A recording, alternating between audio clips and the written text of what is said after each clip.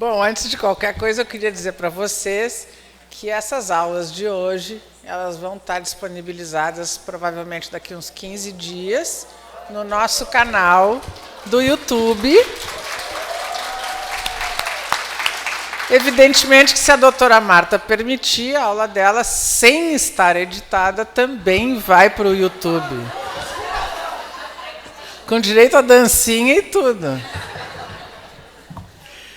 Gente, eu queria chamar uma querida baiana, que nos ajudou muito na nossa visita técnica aqui, a conhecer pessoas importantes. Eu queria chamar a doutora Marina Pamponet. Ela é gastroenterologista. Vem. Ela é professora da Universidade Federal da Bahia. Ela é membro das sociedades importantes brasileiras, provavelmente daqui de fora também. E ela vai falar a respeito daquilo que a gente não quer, que a doença inflamatória intestinal complique. Mas a gente precisa saber, né, Marina? Um cheiro para você. Boa tarde a todos. Eu agradeço enormemente o convite, doutora Marta, nossa guerreira incansável, toda a BCD. É uma honra estar aqui hoje. Eu fiquei impressionada quando, acho que foi a doutora G perguntou quem aqui está dedicado à doença inflamatória intestinal. Eu acho que menos de 5% das pessoas levantaram as mãos. Então, o primeiro passo para a dedicação é o interesse. Então, a gente vê que 95% dessa plateia tem o interesse e a gente fica muito feliz de ver tantas pessoas na Bahia interessadas e precisamos disso, né, doutora Genel? Então, me coube falar sobre as complicações das doenças inflamatórias intestinais. Embora o nome seja doença inflamatória intestinal, como a doutora Marta já colocou aqui, ela não é uma doença intestinal, é uma doença de todo o organismo. Nós poderíamos mencionar aqui, todos os órgãos podem ser acometidos pela doença inflamatória intestinal. Então, ela começa no intestino, mas ela é sistêmica. E ela também é uma doença de todos os profissionais. E é por isso que nós estamos aqui reunidos hoje. Se a gente for falar das complicações das doenças inflamatórias intestinais, nós podemos dividir em duas categorias. Nós temos as complicações intestinais e as complicações extraintestinais. E foi dessa forma que eu dividi aqui, para vocês se familiarizarem um pouco. Então, vocês já tiveram a aula sobre doença de Crohn. Aqui eu coloquei a foto de um intestino normal e, ao lado direito, a foto de um paciente com doença de Crohn.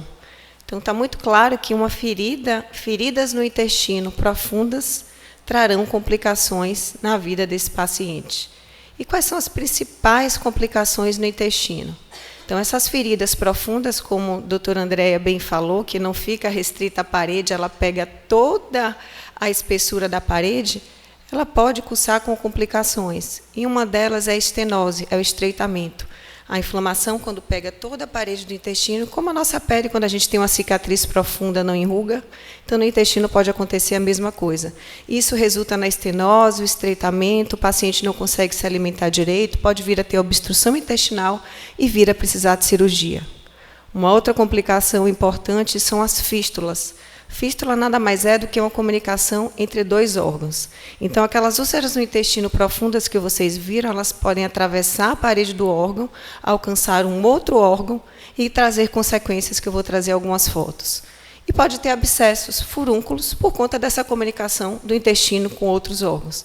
Então, imagine que, além de toda aquela inflamação, vem essas complicações para o nosso paciente. A doença perianal, eu trouxe essas fotos para quem não é familiarizado, ela choca um pouco, mas imagine para quem está vivendo com essa doença. Então, a doença perianal, ela acomete cerca de 30% dos pacientes com doença inflamatória intestinal. Aquela inflamação que surge no intestino, ela pode se manifestar também com comunicações com a pele, seja através de fístula, seja através de feridas profundas, e é extremamente mutilante e compromete a qualidade de vida dos nossos pacientes.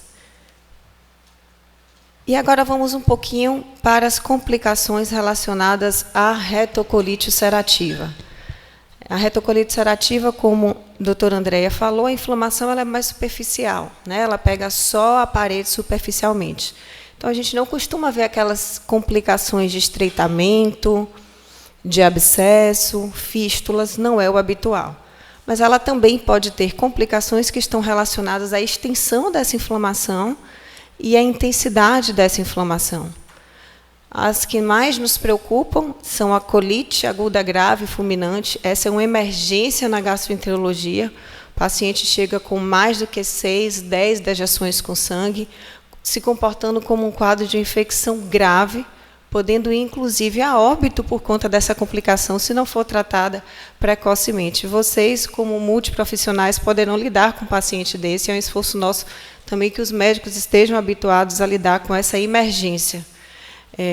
Uma outra complicação é o megacólon tóxico, que é quando esse cólon, ele de tão inflamado, ele dilata e pode perfurar. E aqui eu trouxe foto, são fotos reais de pacientes do nosso serviço do Hospital das Clínicas, onde o paciente chega com um quadro grave como esse e precisou ser submetido à colectomia. Vejam claramente o intestino, onde a gente vê uma linha demarcada entre o intestino saudável e o intestino doente pela retocolite ulcerativa. Então, não é a profundidade, mas aqui é a extensão e a gravidade da inflamação. Temos também o câncer coloretal, como a doutora Marta falou. Os pacientes com doença inflamatória eles têm um risco aumentado do que a população geral. E um grande desafio é que o câncer nesses pacientes ele não se manifesta como vocês costumam ouvir na população geral, que é um pólipo, um cogumelozinho, que se desenvolve para um câncer. Muitas vezes, o diagnóstico no portador de doença inflamatória intestinal é mais desafiador, porque o câncer ele pode surgir de uma área plana, é o que a gente chama de uma área invisível. Então, daí a importância desses pacientes terem acesso à colonoscopia para essa prevenção. E esse câncer, eu trouxe essa foto aqui embaixo, mostrando que a via do desenvolvimento do câncer no portador de doença inflamatória ela é uma via diferente do não portador, inclusive podendo ser mais rápida. Então, eles precisam ter acesso a esse exame, a detecção é mais difícil, né? E a importância da prevenção, mesmo naqueles que estão com a inflamação completamente cicatrizada. E, entendendo essas principais complicações no intestino, se familiarizando, talvez de uma forma um pouco chocante, mas vocês que não têm um contato no dia a dia, eu acho que é o nosso papel trazer essa realidade mesmo para vocês. Eu vou trazer um pouco aqui das complicações extraintestinais. Quando eu comecei a montar essa aula, eu vi a aula de doutora Marta, eu falei, eu não vou falar das manifestações extraintestinais, senão eu vou falar tudo que a doutora Marta já falou brilhantemente. Então, a doutora Marta já trouxe fotos, exemplos da inflamação em outros órgãos que estão associados à doença inflamatória intestinal. Seja no olho, com uveíte, sejam as dores articulares, as lesões na pele, aquelas feridas na pele, o pioderma gangrenoso, ou mesmo a dor na coluna, dentre tantas outras. Mas, lembrando que temos aqui multiprofissionais, eu tentei estratificar essas complicações, colocando vocês, um pouco do papel de vocês em cada uma delas. Então, vejam aqui os principais profissionais que podem contribuir, sim, no cuidado. Podem contribuir, não, são essenciais. Aquela figura da formiguinha que a doutora Marta colocou, nós somos uma daquelas formiguinhas e vocês são as outras formiguinhas. Então, trazendo um pouquinho aqui, fazendo um paralelo entre a complicação e o que cada um teria uma contribuição principal nessas complicações. A primeira delas é a desnutrição, a sarcopenia e as deficiências nutricionais. Eu vi que a maioria aqui da plateia são de nutricionistas.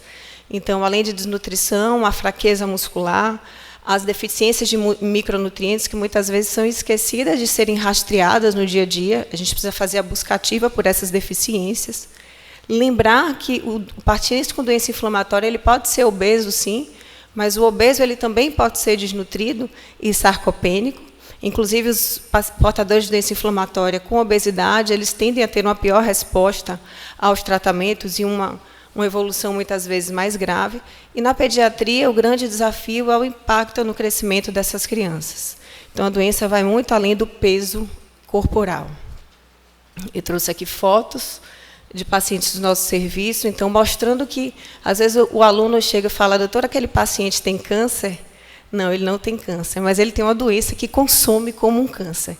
E que pode matar como um câncer. É porque nós estamos acostumados, né? O câncer é uma palavra que pesa muito. Mas vejam que a doença inflamatória, e veja que a maioria desses pacientes são jovens, então tem um peso tão forte na vida desses pacientes quanto um câncer, que o tratamento, aliás, tem evoluído também muito. Então, um paciente com desnutrição extremamente grave, consequência de uma doença inflamatória tardiamente identificada. E a nutrição é tão importante no manejo desses pacientes que nós temos um consenso brasileiro publicado este ano sobre o manejo nutricional do portador de doença inflamatória intestinal, e temos o prazer de ter como uma das autoras aqui, o prazer não, a honra, a doutora Raquel Rocha, ela é, inclusive, formadora de grandes nutricionistas, então, quem quiser aprender sobre nutrição na DI, cole nela. Esse paciente que chega com doença inflamatória recém-diagnosticada, ele chega com medo de se alimentar, e com muitas restrições alimentares. Então, é o papel de vocês desmistificar muita coisa que tem na internet de que deve restringir alimentos, porque, vejam, se esse paciente restringe alimento inadvertidamente, ele vai agravar a desnutrição. E um apoio da internet confiável, no site do GEDIB tem as cartilhas voltadas para pacientes, onde ele pode ter acesso à informação de qualidade e não no simples Google. Aqui eu trouxe um pouco, saindo da nutrição, entrando um pouco do papel da enfermagem, principalmente aquela enfermeira dedicada ao cuidado das ostomias. Cerca de 40% dos pacientes com doença inflamatória podem vir, 40 ou mais podem vir a precisar de cirurgia ao longo da sua doença, a depender da cirurgia considerada. E muitas vezes essa cirurgia é para retirar aquele segmento do intestino que está mais inflamado. Se o segmento está trazendo muitos problemas, estreitamentos ou fístulas, muitas vezes é necessário retirar aquele segmento para o paciente seguir a vida e a medicação ter um efeito melhor.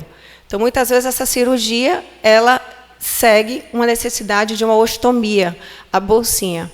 Essa bolsinha ela pode ser temporária e, a depender dos casos, definitiva. Então, a enfermagem tem um papel fundamental, tanto na orientação pré, quanto no segmento pós. Muitos pacientes que são submetidos à bolsinha, eles têm medo da bolsinha, mas, né, Carol, né, o doutora G, a gente vê na prática, todos os colegas, que quando eles estão com a bolsinha, foi um processo de sofrimento tão grande até chegar ao momento da cirurgia, que muitas vezes eles não querem reconstruir a bolsinha depois. Então, a enfermeira da ostomia tem um papel fundamental também, ele conseguir adaptar-se àquela bolsinha de forma adequada. E daí que eu trouxe alguns exemplos, uma paciente que ela é estilista e ela passou a fazer faixas estilizadas para cobrir a bolsinha. Uma outra em que ela, quando sabe que um paciente está internado, que vai ser submetido à ostomia, muitas vezes ela aparece lá para dar aquele apoio, né, por quem já passou por isso.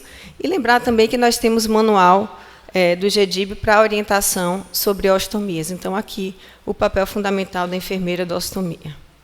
Os farmacêuticos, temos muitos farmacêuticos aqui, Meire, Camila, Rô, Junison, a Priscila, Léo, e a gente precisa exaltar o nome deles, o pessoal do CIMEB, os colegas do UPS, porque o farmacêutico ele também tem um papel fundamental. A terapia atrasada, o atraso na terapia traz complicações. E a gente enfrenta muita dificuldade no acesso à terapia dos pacientes, e muitas vezes dependemos da boa vontade desses colegas em facilitar a trajetória desse paciente. Então, um dos tantos papéis do farmacêutico é fazer o mapeamento das complicações relacionadas tanto à prevenção, quando aquele paciente chega com um protocolo para dar entrada na medicação, quanto na vigilância, quando o paciente chega ao centro de infusão para poder receber a medicação. Então, o paciente que tem um exame alterado, às vezes ele nem passou pelo médico ainda, né? Ou já chega ali, doutor, esse exame está alterado, eu acho que ele não vai poder receber a medicação. Então, vocês são um grande braço direito nosso, né, nesse cuidado integral ao paciente. Aqui é só para ilustrar que no nosso meio tuberculose é um grande medo que a gente tem, porque um dos tratamentos que a doutora G muito bem mostrou, ele está associado a um risco aumentado de tuberculose cerca de 15 vezes. E a tuberculose ela é endêmica no nosso meio. Então, vocês, farmacêuticos, têm contato com um paciente que começou com febre, uma tosse inexplicada, ele pode estar desenvolvendo tuberculose na vigência do uso de anti-TNF. Infelizmente, já tivemos casos com desfecho fatal, porque o paciente, durante o uso de anti-TNF, desenvolveu tuberculose. E aqui eu trago um exemplo de um paciente que vinha usando o adalimumab, ele aplicava em casa o adalimumab, o pai teve tuberculose e ele continuava aplicando o adalimumab. Por acaso, no ambulatório, ele passou a ter febre. Quando a gente fez a perguntativa se teve contato, eu tive, doutora, que meu pai. E você suspendeu a medicação? Não. E o infectologista que estava tratando o pai disse que tudo bem, porque o PPD dele era negativo. Quando, no entanto, a gente sabe que o contato já seria uma indicação por si só de profilaxia. Então, não somente a busca ativa, como saber orientar esse paciente de forma a encaminhar para um profissional dedicado. Temos uma grande dificuldade aqui na Bahia, que é o acesso. A Bahia é um estado que é um tamanho maior do que muitos países europeus juntos, e, infelizmente, nós só temos um centro de referência, que é o CIMEB. Há uma tentativa de descentralização desse centro de referência, mas isso ainda não é a realidade. No UPS, nós temos um que é mais de referência para, né, os pacientes locais. Então, o farmacêutico ele tem um papel fundamental. Temos limitação de número de leitos, e muitas vezes é esse farmacêutico que está lá na ponta, né, Meire, que fala, pelo amor de Deus, arranja uma cadeirinha ali, porque ele não pode esperar mais. Então, vocês encurtam a jornada desse paciente e vocês diminuem o risco de complicação desse paciente. É um paciente que está internado, com colite aguda fulminante, que a medicação não chegou ainda, e que a gente conta com o auxílio de vocês para que essa droga chegue antes, né, no paciente internado. Então, o farmacêutico auxilia, sim, na redução das complicações, nesse tempo de espera. As complicações relacionadas à saúde mental e à função cognitiva, e aí entra uma outra especialidade, o papel da psicologia. Temos aqui colegas da psicologia, não é, Marcelo? E eu não vou entrar em detalhes, porque Carol tem uma aula maravilhosa que vai falar do impacto, fiquem, tá? Porque vale a pena, da saúde mental no portador de doença inflamatória. Também levantando a importância do papel da psicologia nas complicações, nós temos complicações relacionadas à qualidade de vida global. Esse disco é bem interessante, pessoal, pode ser aplicado por qualquer um na assistência da doença inflamatória, onde ele pergunta 10 domínios relacionados à qualidade de vida no portador de doença inflamatória. Então, dor articular, faltar ao trabalho, sexualidade, fadiga, relações, faltar à escola. E aí pergunta, essa dor articular, né, tem impactado muito no seu dia a dia, na sua atividade? E aí o paciente vai responder de forma objetiva, concordo absolutamente ou discordo absolutamente. Vejam que esse seria o cenário ideal. O paciente chega numa primeira consulta, responde a essas 10 perguntinhas e daria nota 10, ou seja, todos esses domínios estão sendo muito impactados pela doença na vida dele. E, ao longo do segmento, com o tratamento, o que se deseja, o que se almeja, é que todos os domínios tenham a melhora, porque, às vezes, a gente se preocupa muito com o intestino, e o que tem se focado muito é a importância da qualidade de vida. Às vezes, o intestino está cicatrizado, mas o paciente não está bem. Então, lembrar do cuidado integral. E, por fim, a enfermeira. Temos enfermagem. Quando eu falo enfermeira, não é enfermeira. Enfermeira, auxiliar de enfermagem, todo o corpo da enfermagem. Tem um papel essencial em prevenir, monitorar e identificar complicações. Muitos de nós já tivemos experiência em centros internacionais, né, de doença inflamatória intestinal, e é impressionante como a enfermeira lá tem um papel do médico. Faz a triagem, identifica as complicações, auxilia na... Então, tem um papel central no cuidado do paciente. Eu lembro que, na época, eu era estudante de gastroenterologia, eu olhava para a enfermeira e falava, ela sabe mais do que eu, doença inflamatória. Então, basta querer se dedicar, que vocês certamente serão cada vez mais essencial no cuidado desse paciente. E a enfermagem especializada em DI é tão importante em prevenir, monitorar, identificar, que já tem estudo mostrando que o segmento por enfermagem dedicado ao cuidado da doença inflamatória intestinal aumenta a chance de resposta ao tratamento e a remissão e a qualidade de vida desse paciente. De tal modo que, que a Sociedade Europeia de Doenças Inflamatórias, que é a nossa sociedade mais robusta, digamos assim, né, o ECO, tem um consenso que está acessível a vocês, é em inglês, quem não souber inglês pode colocar para tradução hoje em dia na internet, um consenso dedicado ao papel da enfermagem no cuidado da doença inflamatória intestinal, e aí eu sugiro a leitura por todos. E, por fim, por que precisamos atuar de forma conjunta todas as especialidades nas complicações, porque somente atuando de forma conjunta é que a gente pode mudar a história desse paciente.